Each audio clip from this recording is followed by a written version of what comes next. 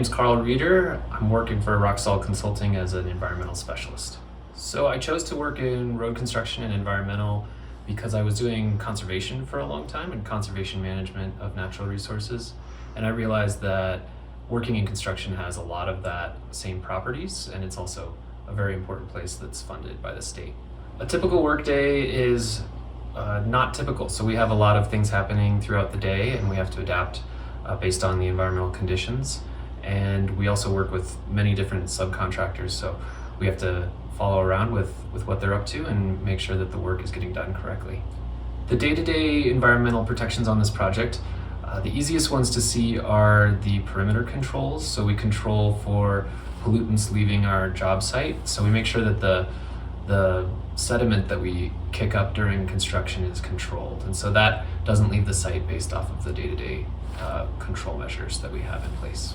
So the environmental work specific to Clear Creek, we are in compliance with a 404 permit, meaning that when we do work in the creek and we work on the bridges to replace them, we have a lot of specifics that we have to follow. So those specifications and requirements come from not only the Department of Health and Environment, but also the Department of Wildlife.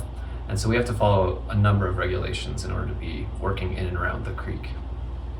We monitor project compliance with environmental regulations on a number of factors and a number of disciplines. So one of the more important that we're tracking on this project, because it's such a large and regionally important project, is the air quality. So we have air quality monitors that are installed on either end of the project, and those tell us whether or not we're underneath a threshold for air quality concern. So that's just one example of how we monitor compliance on the project. So the environment has impacted the design of this project because we are within that 404 permit that we're using to work in the creek. We need to offset our impact to wetlands.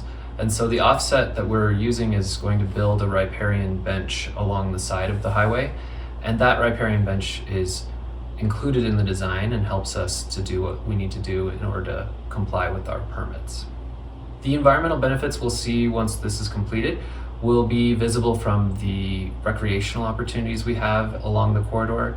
I'd say that when you come raft after the project is completed, or when you walk along the Greenway Trail, you'll be able to witness those environmental impacts. So we'll clean everything up and then also add some restoration to the Clear Creek, which is a valuable addition to this project. So I'm most proud of our work because priority number one is safety, and that starts in the environmental sector too. So when we do have a concern about safety, be it wildfires or wildlife that are on the project, we're in agreement very quickly with our contractor, and that helps to be proud about what we're up to.